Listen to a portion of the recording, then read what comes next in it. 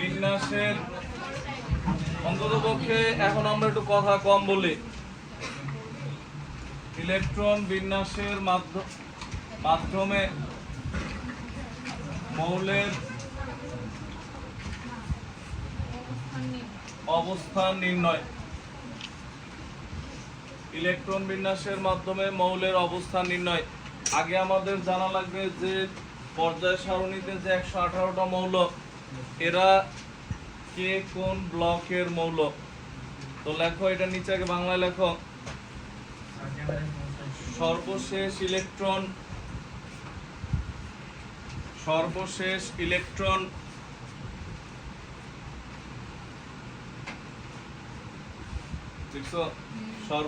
Electron ভিন্ন ভিন্ন অরবিটালে প্রবেশের উপর ভিত্তি করে ভিন্ন ভিন্ন অরবিটালে প্রবেশের উপর ভিত্তি করে ভিন্ন ভিন্ন অরবিটালে প্রবেশের উপর ভিত্তি করে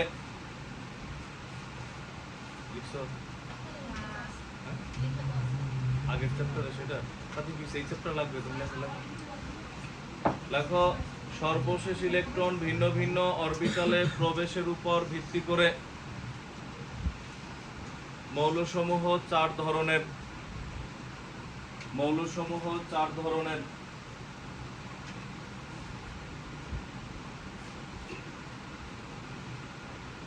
1 2 3 4 দিয়ে লেখো। প্রথমে লেখো এস ব্লক মৌল। কিছু করার নাই, লেখো এস ব্লক মৌল। এই টপিকসের কোশ্চেন মূলত পর্যায় সারণীতেই বেশি আসে, আমরা তো এখানে পড়ে নিছিলাম। এস ব্লক মৌল।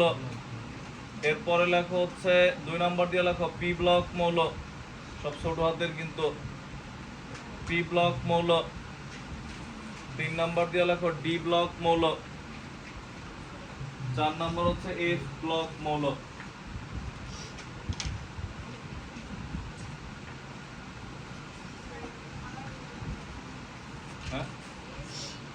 এসপিডিএফ এফ ব্লক মৌল। প্রথমটা হেডলাইন দাও, এস ব্লক মৌল। প্রথমটা হেডলাইন দাও, এস ব্লক মৌল। হেডলাইনের নিচে লেখো 1 নাম্বার পয়েন্ট দিয়ে লেখো এস ব্লক মৌল। হেডলাইন দেওয়ার পর 1 নাম্বার দিয়ে লেখো ইলেকট্রন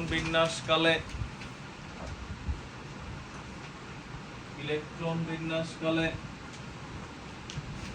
যে সকল মৌলের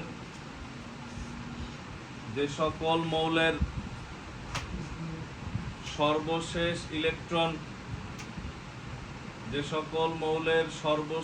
ইলেকট্রন এস অরবিটালে প্রবেশ করে। সাফিল আসে না, একদিন আসে একদিন আসে না। দেখো, হ্যাঁ, রাফসান, তারপর হচ্ছে শাকিল। দেখো, এস অরবিটালে প্রবেশ করে তাদেরকে এস ব্লক মৌল বলে।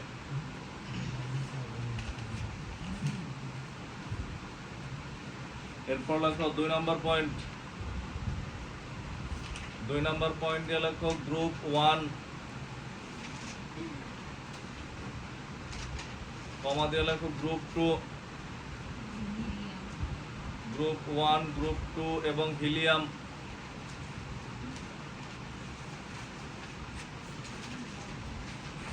লিখছো? কমা দিয়ে লেখো সর্বমোট 14টি মৌল এই ব্লকের অন্তর্ভুক্ত। সর্বমোট 14টি মৌল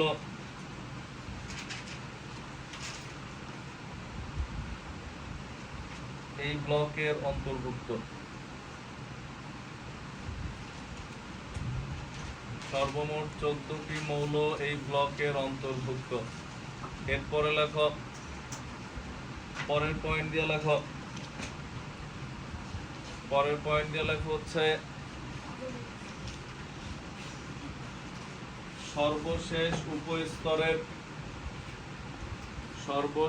উপশক্তি স্তরের বা উপস্তরের, যেটা লেখো সর্বশেষ উপশক্তি স্তরের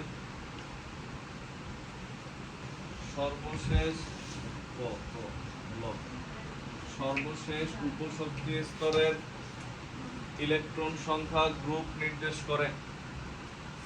সর্বশেষ উপশক্তি স্তরের ইলেকট্রন সংখ্যা গ্রুপ নির্দেশ করে। সর্বশেষ উপশক্তি স্তরের ইলেকট্রন সংখ্যা গ্রুপ নির্দেশ করে। এবার আমরা দেখি ইলেকট্রন বিন্যাস দেখি। দেখো আমরা লিখলাম পটাশিয়াম 19,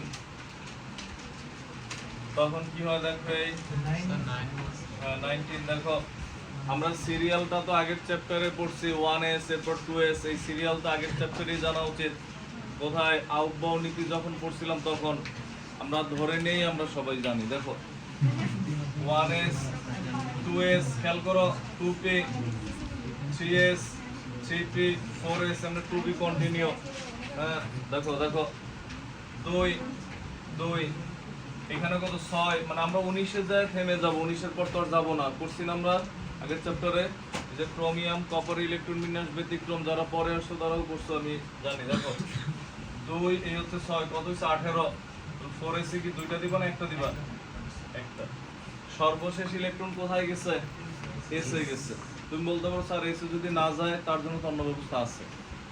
s এ গেছে তার মানে s এ সর্বশেষ উপশক্তি স্তরে s এ গেছে। s ইলেকট্রন কয়টা আছে এখানে?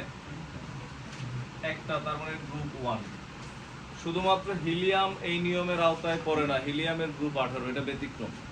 এছাড়া শেষে s এর সর্বোচ্চ একটা থাকতে পারে অথবা কয়টা থাকতে পারে? দুইটা। s অরবিটালে 2 এর বেশি ইলেকট্রন হয় না, তো একটা থাকলে 1 নাম্বার গ্রুপে, দুইটা থাকলে কোন গ্রুপে? 2 নাম্বার গ্রুপে। পর্যায় দেখো পর্যায় হচ্ছে সব সময় ইলেকট্রন বিন্যাস করলে এই পাশে যে সংখ্যাগুলো থাকে, ধরো এই যে এটা 1, এটা 2, এটা 2, এটা 3, এটা 3, এটা 4, এই পাশে যে সংখ্যাগুলো থাকে এই সংখ্যাগুলোর মধ্যে সবচেয়ে বড় ডিজিট যেটা এটা পর্যায়। বড় কত সবচেয়ে? এখানে 4, পর্যায় হচ্ছে 4। তার মানে পর্যায় সারণীতে পটাশিয়াম হচ্ছে 1 নাম্বার গ্রুপের 4 নাম্বার পর্যায়ের মৌল। উপর থেকে নিচে যে লাইনগুলো এগুলোর 1 নাম্বারটাই আছে। 1 নাম্বারটা ওই যে তাকায় দেখো ওই যে ওই, আর এদিকের হচ্ছে 4 নাম্বারটায় দেখো তো এদিকের 4 নাম্বারটায় আছে কিনা। তো সবুজটা হচ্ছে এদিকের 1 নম্বরে, লিথিয়াম 2 নম্বরে, সোডিয়াম 3 নম্বরে, পটাশিয়াম 4 নম্বরে। মানে উপর থেকে 1 নম্বর সিরিয়ালে আর এদিক থেকে কয় নম্বরে? 4 নম্বরে। যেমন আমরা যদি বলি যে তাওসিফের অবস্থান কয় নম্বরে, তখন দেখা লাগবে 1 2 3 4 4 নম্বর বেঞ্চে, আর এরকম সিরিয়ালে 2 নম্বরে। বুঝছি আমরা জিনিসটা হচ্ছে এরকম, মানে লম্বালম্বি এবং পাশাপাশি হচ্ছে কোন সিরিয়ালে অবস্থিত। এরপরে হচ্ছে তুমি চাইলে এখানে লিখতে পারো, লিখলাম বেরিলিয়াম 4 1s2 2s2, বলো তো গ্রুপ কত? গ্রুপ 2। যে শেষে ইলেকট্রন নিচে কয়টা? 2টা। পর্যায় কত? সবচেয়ে বড় কত? বুঝছি আমরা।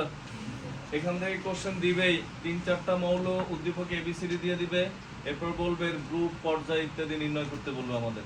লেখো তাড়াতাড়ি।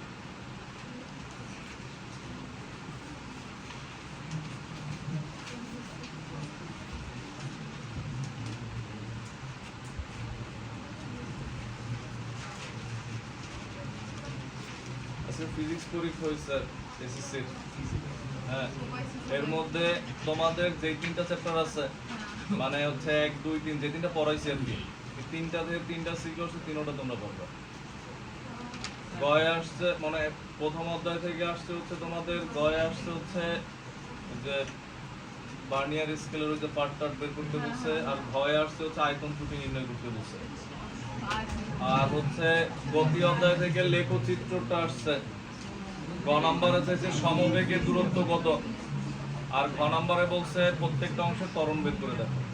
বেগ আর সময় দেওয়া আছে, প্রত্যেকটা ত্বরণ বের করতে।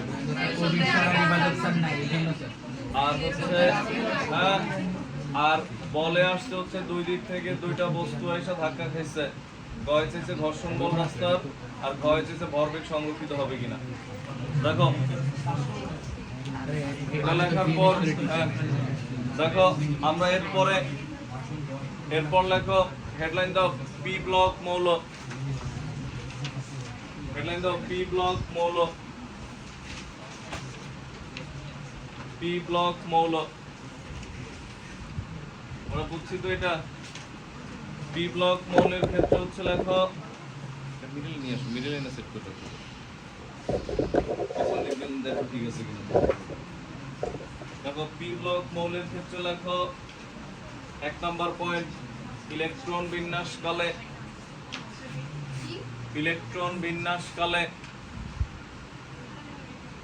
যে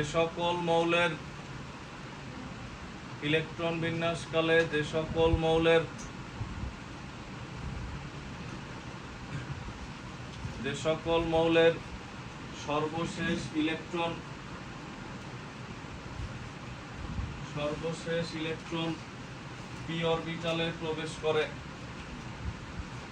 সর্বশেষ ইলেকট্রন পি অরবিটালে প্রবেশ করে,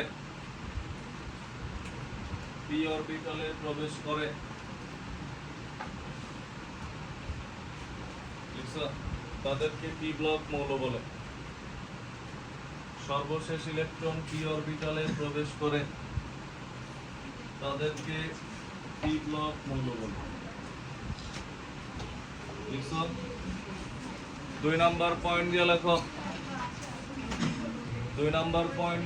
হচ্ছে হ্যাঁ দেখো 2 নাম্বার পয়েন্ট দিয়ে আমরা লিখি গ্রুপ 13 থেকে গ্রুপ 18।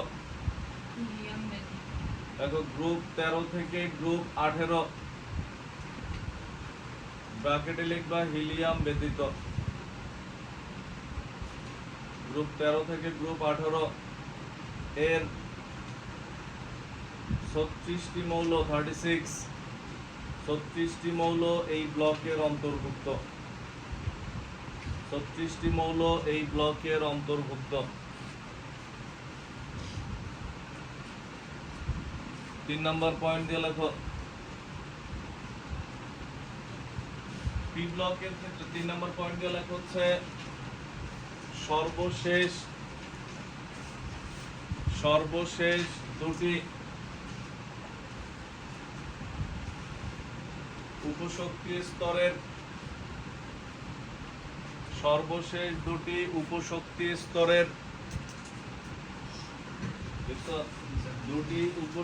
স্তরের ইলেকট্রনের সমষ্টির সাথে 10 যোগ করলে 10 যোগ করলে গ্রুপ পাওয়া যায়। ইলেকট্রনের সমষ্টির সাথে 10 যোগ করলে গ্রুপ পাওয়া যায়। কিরকম আমরা যদি দেখি, দেখো ভালো করে বুঝো। আমরা প্রথমে একটা মৌল লিখলাম, ধরো sulphur 16 1s2 2s2 2p6 3s2 3p তে কত হবে বলো তো? এটা জানি তো আমরা, জানি না? তো 3p তে কত হবে? 2 4 10 12, এখানে কত 4। সর্বশেষ ইলেকট্রন কোথায় গেছে? p তে গেছে। এটা p ব্লক মৌল। বুঝছি আমরা? তুমি জোর করে এক ব্লকেরটা অন্য ব্লকে নিতে পারবা না। তখন দেখো এই শেষের দুইটাতে কয়টা ইলেকট্রন আছে? 6টা। সাথে আরো 10 যোগ, তার মানে গ্রুপ হচ্ছে 16। বি ব্লকের আমরা রুলস এটাই লিখছি, শেষের দুইটার মধ্যে যতগুলো ইলেকট্রন আছে তার সাথে আরো কত যোগ হবে? 10 যোগ হবে। পর্যায় কত হবে? পর্যায় 3। 4 কেন? আগে 4 ছিল এই কারণে। সব পাশের সংখ্যা সবচেয়ে বড় কত? 3 না? এটা হচ্ছে পর্যায়। এখন হ্যাঁ, শেষের দুইটার মধ্যে টোটাল ইলেকট্রন কয়টা আছে? 4টা। আর দুইটা কয়টা? 6টা। সাথে কি হবে? আরো 10 যোগ হবে। 6 আর 10 যোগ করলে 16। হ্যাঁ, এরপরে আমরা লিখি দেখো একটা মৌল ব্রোমিন 35। ঝামেলাটা হয় যখন বড় মৌল দেয়। দেখো 1s2 2s2 2p6 3s2 3p6 4s2। আমরা বলছিলাম একটুকু আমাদের মুখস্থ থাকবে, আর এরপর মুখস্থ না থাকলে ওই যে ফুটবল খেলার মাঠ দিয়ে শিখেছিলাম, মনে আছে? জার্সি নাম্বার দিয়ে দেখো যে কি ছিল 3 4 5, তখন কি ছিল এস বি ডি। আর মনে লাগবে না, কারণ কি এখন তো 20, এই হচ্ছে 10 30, আমাদের তো 35, এই হচ্ছে 5। আল্লাহ দেখো তুমি এটা ভুল বলবো আমি জানি। তুমি তোমার হিসাবে এখন যদি আমরা মাত্র পিতে গেছে পি ব্লক মৌল, পর্যায়ে আমরা লিখি সবচেয়ে বড় কক্ষপথ কত? পাশের সংখ্যা এটা 1 2 2 3 3 4 3 4 সবচেয়ে বড় কত? 4। তার মানে হচ্ছে এর পর্যায় হচ্ছে 4। এখন তুমি নরমালি তোমার মাত্র যে গ্রুপ শিখাইছে এই হিসাবে তুমি বলো স্যার 10 আর 5 15 সাথে আরো 10 যোগ গ্রুপ হচ্ছে 25 নম্বর গ্রুপ কি আছে? 25টা আমাদের গ্রুপ আছে 18টা, 25 হলো কিন্তু। তো এখন এরকম যখন হবে সাধারণত তোমার সাজায় নেওয়া লাগবে বড় মৌল হলেই। কি লিখলাম আমরা দেখো 1s, এটা শেষে পিতে গেছে পি ব্লক মৌল, এটা নিয়ে কোনো সমস্যা নাই। সাজাবো কি 3 সব একসাথে 4 সব একসাথে, বাট এই লাইন না লিখলে সাজাতে পারবো না। 1s 2s 2s দেখো 2p6 3s2 3p6 3d10 4s2 4p5 আমরা সাজায় লিখছি, বুঝছি আমরা। এবার তুমি শেষের দুটোর সাথে যোগ করো, 5 আর 2 কত? 7। এবার 10 যোগ করো, কত গ্রুপ? ক্লিয়ার? বলতে পারো স্যার এটা সাজাইলেন না কেন? এটা সাজানো হয়েছিল তো 1 2 2 3 3। ছোট মৌল হলে সাজানোই থাকে 20 পর্যন্ত, এর বাইরে গেলে তখন ইলেকট্রন বিন্যাস করার পর দেখবা যে 4 এর আগে সে আবার ভিতরে 4 ঢুকে আছে কিনা, মানে মাঝখানে অন্য কিছু আছে কিনা, তখন সাজায় না। ক্লিয়ার? সাজানো মানে হচ্ছে সব 2 একসাথে 3 একসাথে 4 একসাথে। কারো কোথাও বুঝতে সমস্যা হলে কোশ্চেন ওপেন, এটা উঠাও এই দুটো एग्जांपल হিসাবে। অবস্থান তো মূল বুঝছিলাম।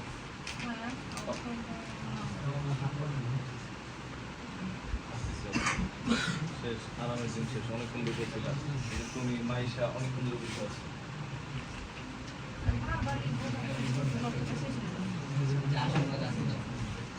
বারবার লিখবে কেন?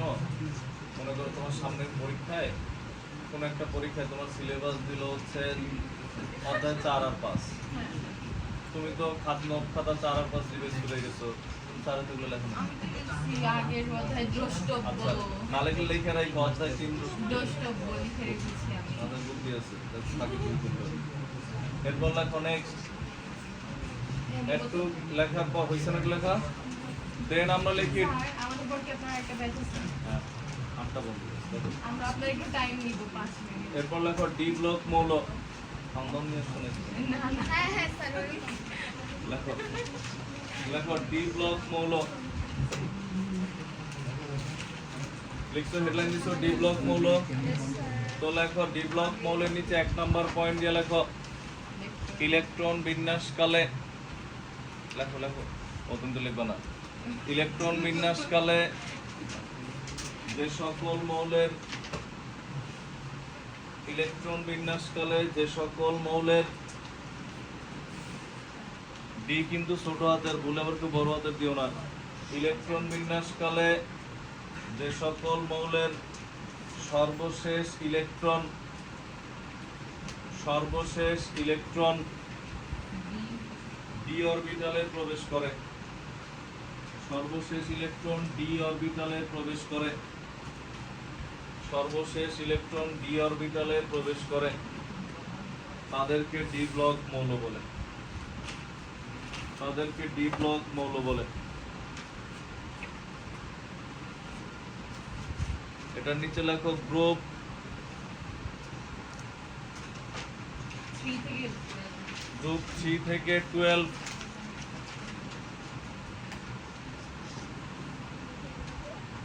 গ্রুপ 3 থেকে 12 এর 40টি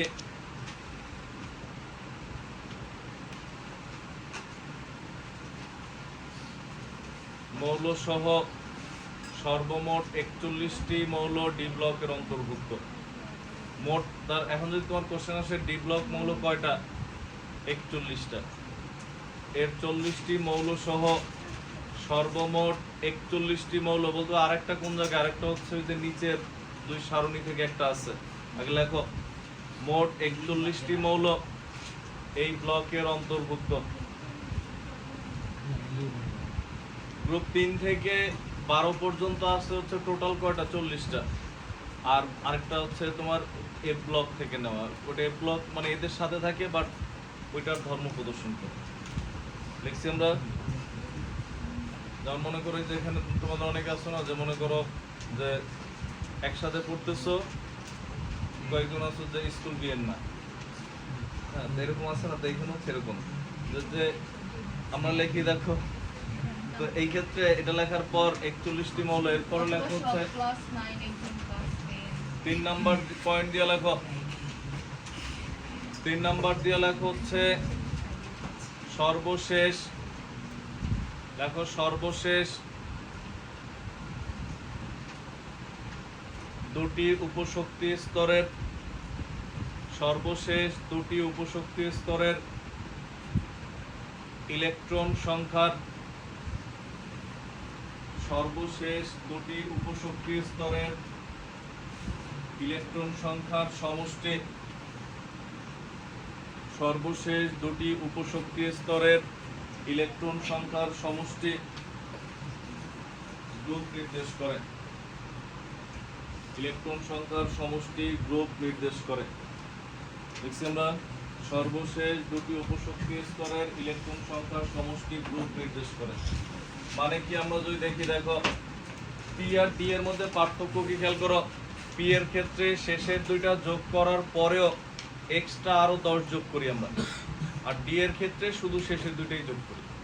তো এখন এটা লেখার পর আমরা ডি ব্লকের কিছু মৌল যদি দেখি দেখো, এই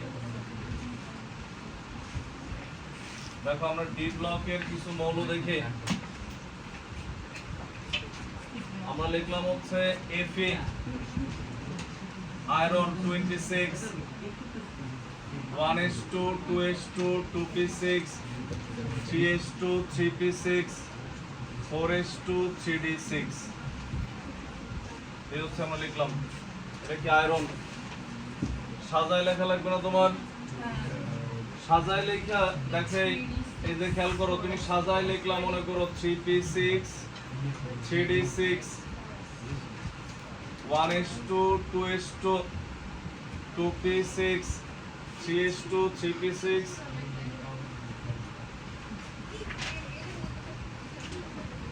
3p6 3d6 4s2, আমরা কি করছে সেইগুলো একসাথে লিখছে, 4 গুলো একসাথে লিখছি, 2 গুলো একসাথে লিখছি, আমরা সাজায় লিখছি। এখন তুমি সাজায় লেখা যদি বলো এটা এস ব্লক মৌল, তাহলে কিন্তু ভুল, ব্লকটা হিসাবে নিয়ম অনুযায়ী, বুঝছি আমরা। অনেক সময় এরকম বলে যে Fe এর ইলেকট্রন বিন্যাস নিচের কোনটা অবজেক্টিভে প্রায়ই দেয়, এরকম এই সিস্টেমে লিখে দেয় 2 1 নং কক্ষপথে 2টা, 2 নং কটা 8টা, 3 নং কটা 14টা, এখানে কটা 2টা। অনেক সময় এরকম দেয় যে মনে করো বললো Fe এর ইলেকট্রন বিন্যাসে m শেলে কয়টা ইলেকট্রন থাকে, প্রথমটা কি শেল, এটা কি কে না, এটা এল, এটা এম, এটা এন, অনেক বিভিন্ন মৌলের এরকম বলবে এই কক্ষপথে এই শেলে কয়টা ইলেকট্রন থাকে, এখন দেখো। তো এখন এই ক্ষেত্রে তো ব্লু কালো লাগতেছে কেন, মিক্স হয়ে গেছে।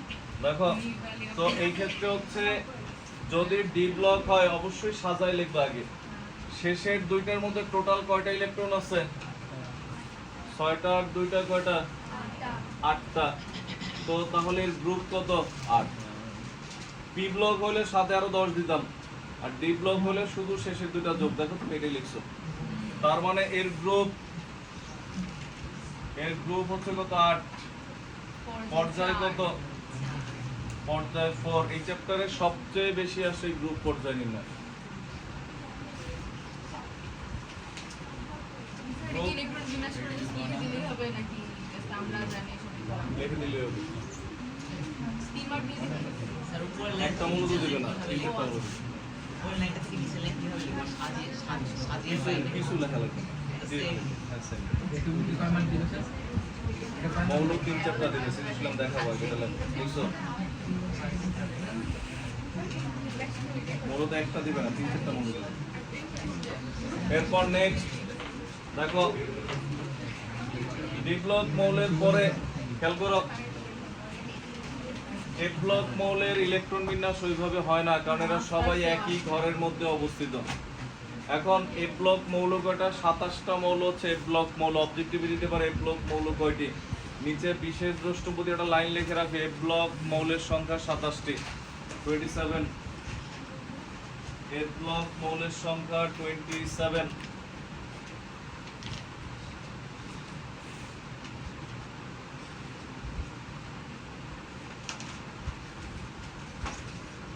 আর DF নিচে আরেকটা বিশেষ প্রশ্ন বলতেছিল। সাধারণত ইলেকট্রন বিন্যাস করা ডি বস্তু স্তরে D1 থেকে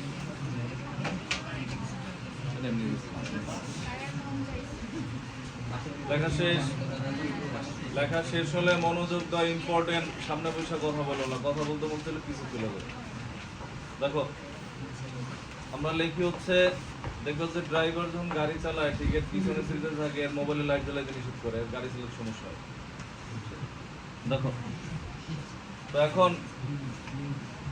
এখন এই ক্ষেত্রে আমরা এটা লেখার পর Fe এর ইলেকট্রন বিন্যাস করলাম, সর্বশেষ ইলেকট্রন দিতে গেছে। তো যাদেরই সর্বশেষ ইলেকট্রন দিতে যাবে তারা কি মৌল? ডি ব্লক মৌল। আমরা কিন্তু কোনো হেডলাইনও দেই নাই, কিছু লেখো না, পরে লেখো। অর্থক লেখার পর আমরা ওই টপিক থেকে বের হয়ে গেছি। আমরা আরেকটা মৌল লিখলাম, ধরো zinc 30, 1s2 2s2 2p6 3s2 3p6 4s2 3d10, এটাও তো ডি ব্লক মৌল। এরা যদি কখনো, এরা তো সবাই ধাতু, কিন্তু জিঙ্ক আয়রন এরা সব ধাতু, এরা যদি কখনো ইলেকট্রন ত্যাগ করে, কোন জায়গা থেকে ত্যাগ করবে? মনে করে এই মৌলটা ইলেকট্রন ত্যাগ করবে, কোন জায়গা থেকে ত্যাগ করবে? সর্বশেষ কক্ষপথ থেকে। কোন জায়গায় আগে গেল পরে গেল এটা ম্যাটার না, এটার মানে হচ্ছে এরকম যে কক্ষপথগুলো আছে, তুমি নরমালি চিন্তা করো, এখানে দুইটা ইলেকট্রন আছে, এখন এই দুইটা না যায় এটা যাইতে পারবে? হ্যাঁ, মনে করো যে এখান থেকে চারজন ওই পাশ থেকে বের হওয়ার সিস্টেম নেই, ও বের না হলেও বের হতে পারবে?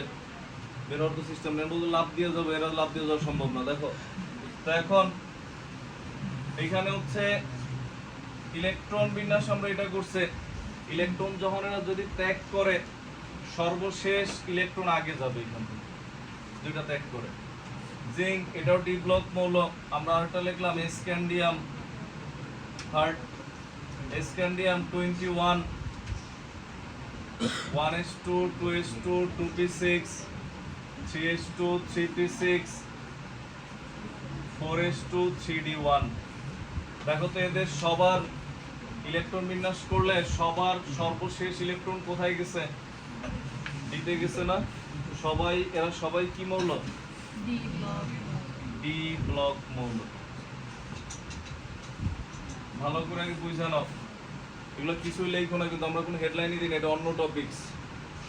এখন যদি যেমন এই টপিকসের হেডলাইন আমরা মুছে দেই, দেখো এরপরে হচ্ছে আমরা এদের এই সবার আয়ন লেখি, মানে ইলেকট্রন ত্যাগ করছে, সবাই ধাতু। এফির যোজনী কত? 2 অথবা 3, মানে লোহা বা আয়রন এফি হয় দুইটা ইলেকট্রন ত্যাগ করে, না হয় কয়টা ত্যাগ করে? 3টা। মনে করে এফি 2+, মানে কি দুইটা ইলেকট্রন কম আছে নাকি? কোন দুইটা ত্যাগ করছে তাহলে? 4s এর দুইটা। কেন? শেষ কক্ষপথ কোনটা? 4 না, এই যে পাশের সংখ্যা যেটা বড় এটা শেষ কক্ষপথ, ওই দুইটা ত্যাগ করলে তখন থাকে কি? দেখো 1s2 2s2 2p6 3s2 3d6। বুঝছি আমরা? যদি 3p6 3d6, দেখো যদি দুইটা ত্যাগ করতো, দেখো 3টা ত্যাগ করতো, তাইলে কি হইতো? তখন এইখান থেকে দুইটা ত্যাগ করছে, এরপর আরেকটা ত্যাগ করার জায়গা কই? 3d। বুঝছি আমরা? বলতে পারো কেন স্যার এইটা থেকে না, কেন এটা শেষে আছে না? এই পি আর ডি এর মধ্যে কি এটা শেষে না? বুঝছি আমরা? সবার আগে কক্ষপথ, এরপর শেষে যেটা থাকে। তো তখন কি হবে? দেখো এই 1s2 2s2 2p6 3s2 3p6, শেষ পর্যন্ত মনোযোগ দিলেই আমি কি পড়ার চাইছি সেটা বুঝবো, কারণ আমি তো টপিক্সের নামই দেই নাই, কিন্তু বুঝতেছো না। যা বলি শুধু একটু মনোযোগ দাও। দেখো আমরা লিখলাম জিঙ্ক 2+, জিঙ্ক যদি দুইটা ইলেকট্রন ত্যাগ করে, কোন দুইটা ত্যাগ করবে? 4s এর দুইটা। তখন আমরা এই ডট ডট দিয়ে লিখি, তখন এখানে লাস্টে কি হবে? 3p6 আর কত? 3d10। বুঝছি আমরা? আমরা লিখি স্ক্যান্ডিয়াম 3টা ত্যাগ করে। বলতে পারো স্যার এক একজন এক এক রকম ত্যাগ করে কেন? এগুলো এদের যোজনী, আমরা সামনে জানবো। 3টা ত্যাগ করলে তখন কি হয়? দেখো এই 4 এর দুইটা ত্যাগ করছে, ডি এরটাও ত্যাগ করছে। বুঝছি আমরা? তো তখন এইখানে কি হয় দেখো 3p6 3d0 বুঝছি আমরা। এবার তুমি হেডলাইন দাও অবস্থান্তর মৌল। তোমার বইয়ে ভুল লেখা আছে, পরে কারেকশন করে রাখবে। অবস্থান্তর মৌল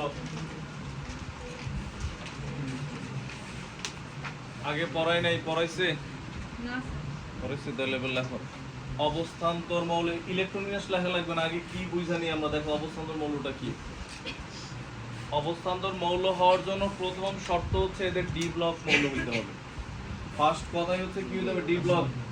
এরপর মেইন শর্ত যেটা ডি ব্লক মৌল, এই যে এর আগে যে আমরা পড়ছি যে ডি ব্লক যে 41টা মৌল এরা সবাই ধাতু, সিঙ্গেল একটা মৌল নাই যেটা অধাতু, সবাই ধাতু। তো এখন এই ডি ব্লক মৌল হতে হবে হইলো ডি ব্লক মৌল। এরপরে আর কি শর্ত, ডিতে আমরা জানি সর্বোচ্চ কয়টা ইলেকট্রন, ডিতে 1টা থেকে 10টা পর্যন্ত ইলেকট্রন থাকতে পারে, 1টা 2টা 3টা 4টা 10 পর্যন্ত থাকতে পারে। এখন আয়নিত অবস্থায় মানে কি, যখন এই যে Fe2+ এটা হচ্ছে আয়ন, ক্যাটায়ন। বলতে পারো স্যার যদি মাইনাস আয়ন হয়, যেহেতু ধাতুসমূহ কখনোই ইলেকট্রন গ্রহণ করে না, তারা সবাই কি করে ইলেকট্রন দান করে। ধাতুর পক্ষে ইলেকট্রন গ্রহণ করা সম্ভব না, অধাতুর পক্ষে ইলেকট্রন গ্রহণ করবে। হ্যাঁ, তো এখন তো এই ক্ষেত্রে হচ্ছে ডিতে হচ্ছে 1 থেকে 10 পর্যন্ত ইলেকট্রন থাকতে পারে, কিন্তু আমরা জানি ডিতে 10টা থাকলে কি হয়, একদম স্থিতিশীল, কাটায় কাটায় ফিল আপ। যদি এমন হয় যে মনে করো অবস্থান্তরের অর্থ কি, অবস্থার স্থানান্তর ঘটে, মানে ইলেকট্রন চাইলেই এক জায়গা থেকে উঠে আরেক জায়গায় বসতে পারে। মনে করো এখানে এমন হইলো যে মনে করো একটা রুমে পড়ানো হইতেছে, 2টা বেঞ্চ, সর্বোচ্চ 10 জন বসতে পারে। এখন মনে করো 2টা বেঞ্চে 5 জন পর্যন্ত, সর্বোচ্চ 10 জন। এখন আমি যদি বলি যে তুমি ওইটা আর ওই সিটে যায় বসো, তুমি কথা বলতেছো, ও তো বলবে স্যার সিট ক্লিয়ার, আপনার সিট নাই, ওর স্থান চেঞ্জ করে আমি আরেক জায়গায় বসাতে পারবো? পারবো না। যদি কি হইতো, আমার যদি সিট ফাঁকা থাকে, মনে করো 2টা বেঞ্চে সব মিলে 9 জন বসতে পারে, মানে 10 জন বসতে পারে, 9 জন আছে, একটা সিট তো ফাঁকা আছে। তখন বললাম যে তুমি ওইখানে যাই বসো। মিনিমাম কয়টা সিট ফাঁকা থাকা লাগবে? একটা। আবার যদি এমন হয় আমি একলা একলা এসে বললাম তুমি যে ওইখানে বসো, কিন্তু স্টুডেন্ট একজনও নাই ডিফেন্সে, আমি কারে বললাম? কেউই তো নাই, কেউ উঠে যায় বসতে। মানে হচ্ছে ডিতে ইলেকট্রন থাকলে ডি ব্লক মৌল, আর অবস্থান্তর মৌল হচ্ছে এই আয়নিত অবস্থায়, ভালো করে বুঝো, আয়নিত অবস্থায় ডিতে ইলেকট্রন থাকা লাগবে এবং 1 থেকে 9 এর মধ্যে, তখন এদেরকে আমরা বলি অবস্থান্তর মৌল। আয়নিত অবস্থায় দেখো এর আয়নিত অবস্থায় ইলেকট্রন কয়টা দেখো তো, ফাঁকা আছে না ডিতে? ডিতে সর্বোচ্চ 10টা থাকতে পারে, ফাঁকা ঘর আছে, তখন ইলেকট্রন কি ছোটাছুটি করে এক জায়গা থেকে চাইলেই কি আরেক জায়গায় যাওয়া সম্ভব, বুঝছি আমরা। আর এইখানে হচ্ছে ডিতে কয়টা আছে? 10টা, চাইলে এরা ছোটাছুটি করতে পারবে? আর এর তো ইলেকট্রনই নাই, তার মানে এখানে দেখো ভালো করে বুঝো, তার মানে এরা হচ্ছে কি অবস্থান্তর মৌল। বুঝো, আমি সব লিখে দিব আগে দেখো। বাট এরা সবাই ডি ব্লক, বাট সবাই কি না অবস্থান্তর না। তার মানে আমরা কি বলতে পারি যে সকল অবস্থান্তর মৌলই ডি ব্লক, বা সকল ডি ব্লক কি নয়, অবস্থান্তর নয়। বুঝছি আমরা। অবস্থান্তর হওয়ার শর্ত বোঝা গেছে যে সুস্থিতিশীল আয়ন গঠনের সময়, সুস্থিতিশীল আয়ন মানে তুমি আন্দাজে আয়ন বানাইতে পারবে না, যে আয়ন আছে এটা, আয়ন গঠনের সময় ডি অরবিটালে আংশিক পূর্ণ থাকা লাগবে, ইলেকট্রন থাকবে বাট আংশিক পূর্ণ থাকা লাগবে। তুমি একটা মনে করো কোনো একটা মনে করো বাসে উঠে কোথাও যাবা, তুমি যাই যদি দেখো বাসের সব সিট ফিল আপ, তাহলে কি তোমার গ্রামের বাড়িতে ওঠার জন্য ওই বাসে উঠবা না পরের বাসে উঠবা? ওই বাসে তুমি উঠবা না, কারণ স্থান নাই। আবার যা দেখলা এমন বাসে উঠতে গেছো যা দেখলা যে কোনো যাত্রী তো নাই, ড্রাইভারও নাই, তাহলে তুমি যে উঠে বসে দেখলা। তো এটা হচ্ছে এরকম, যাত্রী ছাড়া ড্রাইভার ছাড়া, আর এটা হচ্ছে কি একদম ফিল আপ। যেই কারণে এদের ক্ষেত্রে কি হয় না, অবস্থান্তর মৌল হয় না। তো আমরা যদি লিখি, আগে লেখো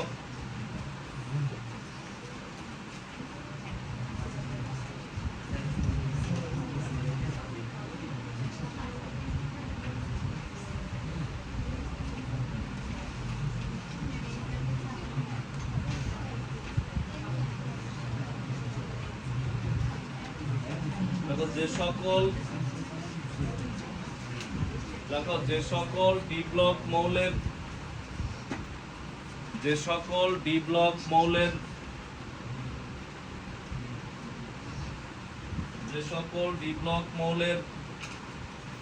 যে কোনো সুস্থিত বানান এটা তো পারবো যে কোনো সুস্থিত স্থিতি না অনেক স্থিতি সুস্থিত এটা তো এটা না। লিখছি দেখো যে কোনো সুস্থিত আয়নের ডি অরবিটাল আংশিকভাবে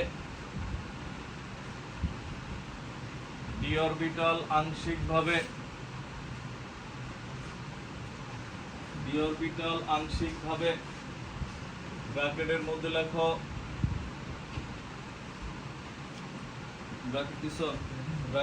লেখো D1 থেকে 9 যেটা উপরে 1 থেকে 9 হাইপেন দিয়ে 9 আংশিকভাবে ইলেকট্রন দ্বারা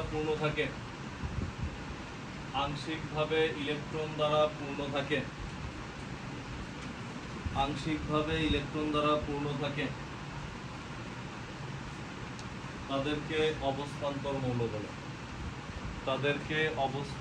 মৌল বলে আংশিকভাবে ইলেকট্রন দ্বারা পূর্ণ থাকে তাদেরকে অবস্থান্তর মৌল বলে।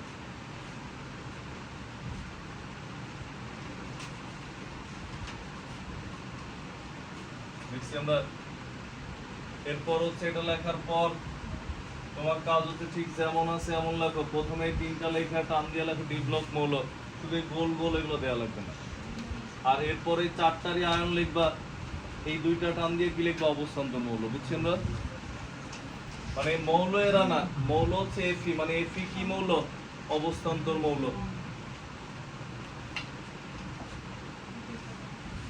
উঠাও, তাড়াতাড়ি উঠাও।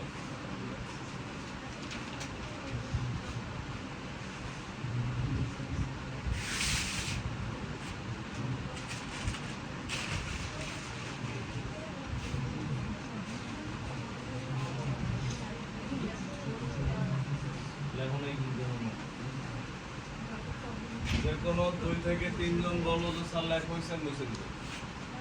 গল্প আর লেখা দেন না শুধু বল আজকে লেখা, আজকে মুছে দিবে। তাহলে বলে কি তারপর আপনি দেন। আজকে মুছে দিব, কারণ একটু বাসায় যাই ভিডিও দেখলে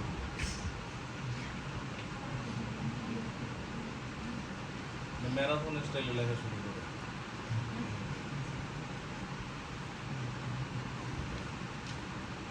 না তার তুমি ডট ডট দিব ওখানেও কোনখানে? এই যেগুলো জিঙ্ক 2 প্লাস ক্যান্ডিন আচ্ছা, ডট ডট দিয়ে লাভ কি? একটু ডট ডট যতক্ষণ দিব ততক্ষণ একটু লেখা হয়ে যাবে। মানে এই জিনিসটাই আবার লিখবো। তোমার নাম কি জানি? নাফিস। আর তোমার নাম হচ্ছে আবির না? আর তোমার নাম কি? তামিম। আবারও জিজ্ঞেস করলে, ওদের জিজ্ঞেস করছে অনেকবার। না অতবার পরে এক্সামের সাথে দেবো না হয়ে গেছে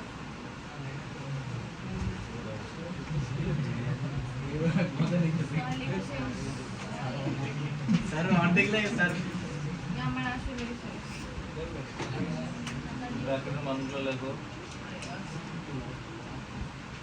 আর এই পাশে তোমার নাম হচ্ছে জেরিন, তোমার নাম হচ্ছে সাবিহা, তোমার নাম জানি কি? নুসরা। আর তোমার নাম জানি কি? নাম কি তোমার? তুমি তিনজন হয়ে গেছে না? আচ্ছা, তিনজন হয়ে গেলে এরপর লেখো, কোশ্চেন লেখো। এই যে কোশ্চেন বলতেছি না, এটা তো ওরা লিখবে কেমনে? মুছে দিবে না কোন লেখো, কোশ্চেন লেখো হচ্ছে, যে সবার আগে চিৎকার করলো তারা তো শেষ হয় লেখো কোশ্চেন লেখো হচ্ছে, যেটা আমি লিখবো হ্যাঁ লেখো, কোশ্চেন লেখো হচ্ছে জিঙ্ক অবস্থান্তর মৌল নয় কেন ব্যাখ্যা করো। জিঙ্ক অবস্থান্তর মৌল নয় কেন ব্যাখ্যা করো। প্রথমে অবস্থান্তর মৌল কাকে বলে লিখবা, ডি ব্লক মৌল কাকে বলে লিখবা, জিঙ্কের ইলেকট্রন বিন্যাস করবা, এগুলো লাস্টে বলবা জিঙ্কের ইলেকট্রন বিন্যাস করবা, আয়নের ইলেকট্রন বিন্যাসও দেখাবা। যেহেতু শেষ ইলেকট্রন ডিতে গেছে ডি ব্লক, বাট আয়নিত অবস্থায় ডি অরবিটাল কি আংশিক পূর্ণ নয়, সুতরাং এটা অবস্থান।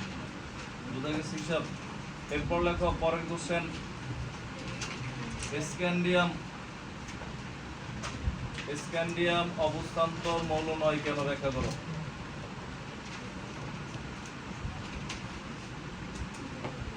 অবস্থান্তর মৌল নয় কেন ব্যাখ্যা করো।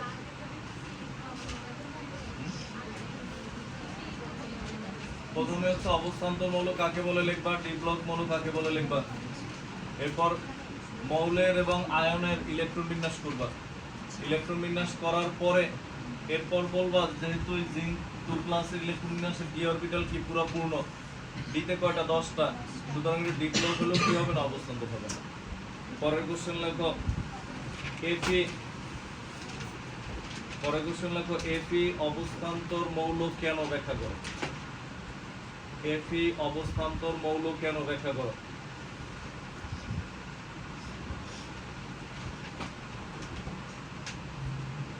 পরের কোশ্চেন লেখো সকল অবস্থান্তর মৌলই ডি ব্লক, সকল অবস্থান্তর মৌলই ডি ব্লক মৌল, সকল অবস্থান্তর মৌলই ডি ব্লক মৌল, কিন্তু সকল ডি ব্লক মৌল অবস্থান্তর নয় কেন, কিন্তু সকল ডি ব্লক মৌল অবস্থান্তর নয় কেন ব্যাখ্যা করো। এখানে এই যে দুইজন দেখো যাদের আমরা ডি ব্লক কিন্তু অবস্থান্তর বলি নাই, এরা কারা জানো? দেখো একটু বুঝো আগে, 3 থেকে 12 পর্যন্ত এরা সবাই কি ডি ব্লক, খেয়াল করো 3 থেকে 12 পর্যন্ত বলবো। আর 4 থেকে 11 এরা হচ্ছে ডি ব্লক তো আছেই প্লাস অবস্থান্তর। তার মানে কি দাঁড়ায়, তাহলে অবস্থান্তরের লিস্টে বাদ করে গেছে কে, 3 আর 12। এই স্ক্যান্ডিয়াম হচ্ছে গ্রুপ 3 এর মৌল। কিভাবে তুমি এই যে দেখো এর কত নম্বর গ্রুপ, শেষে দুটো যোগ করলে কত আসে, 3, ডি ব্লক শেষে দুটো যোগ। আর এই যে মনে করো জিঙ্ক সাজায় লিখলে ওই যে এই দুটো যোগ করলে কত আসে, 12। বুঝছি আমরা? তোমার বইয়ে ভুলে দেয়া আছে যে 3 থেকে 12 অবস্থান্তর, এটা হচ্ছে মিথ্যা কথা। দেখো লেখো এটা নিচে বিশেষ দ্রষ্টব্য দিয়ে লেখো, এইটা লিখবো, বিশেষ দ্রষ্টব্য দিয়ে এটা উঠাও। নিচে আমি তাহলে অশেষ লেখো, অশেষ দ্রষ্টব্য মানে যে দ্রষ্টব্য শেষ নেই। এবার কি লেখা লাগছে?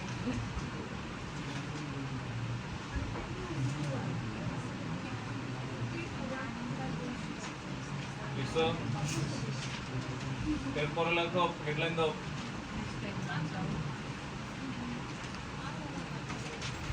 হেডলাইন দাও হচ্ছে অবস্থান্তর মৌলের বৈশিষ্ট্য বা অবস্থান্তর মৌলের রাসায়নিক ধর্ম, যেটা লেখো লেখো অবস্থান্তর মৌলের রাসায়নিক ধর্ম বৈশিষ্ট্যটা লিখলি হয়েছে, যেটা খুশি লেখো। 4টা পয়েন্ট কি কি কাজে এটা ব্যবহৃত হয়, যদি প্রত্যেকটা কাজ সামনের বিভিন্ন চ্যাপ্টারে লেখা রাখি।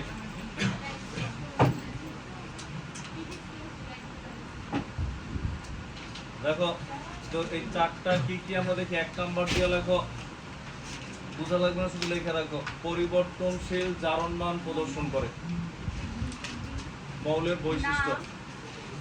1 নাম্বার দিয়ে লেখো পরিবর্তনশীল জারণ মান প্রদর্শন করে, পরিবর্তনশীল জারণ মান প্রদর্শন করে। লিখছো? 1 নাম্বার দিয়ে লেখো পরিবর্তনশীল জারণ মান প্রদর্শন করে।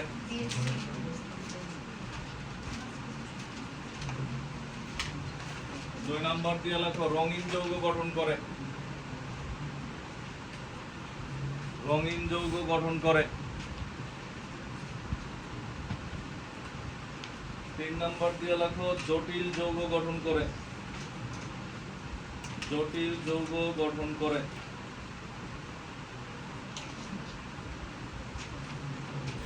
জটিল যৌগ গঠন করে। 4 নাম্বার দিয়ে লেখো। 4 নাম্বার দিয়ে লেখো হচ্ছে প্রভাবক হিসেবে ব্যবহৃত হয়। প্রভাবক হিসেবে ব্যবহৃত হয়। তো লেখা শেষ হলে তুমি হেডলাইন দিয়ে রাখো, যেটা মানে এখন হচ্ছে আমরা হাইওয়েতে উঠলাম, সব আগুন চিহ্নিত কোশ্চেন এইখানে। হেডলাইন দিয়ে রাখো পর্যায়বৃত্ত ধর্ম। হেডলাইন দিয়ে রাখো পর্যায় ক্লাসে পড়া স্কুলে মানে 5 মিনিট পড়ে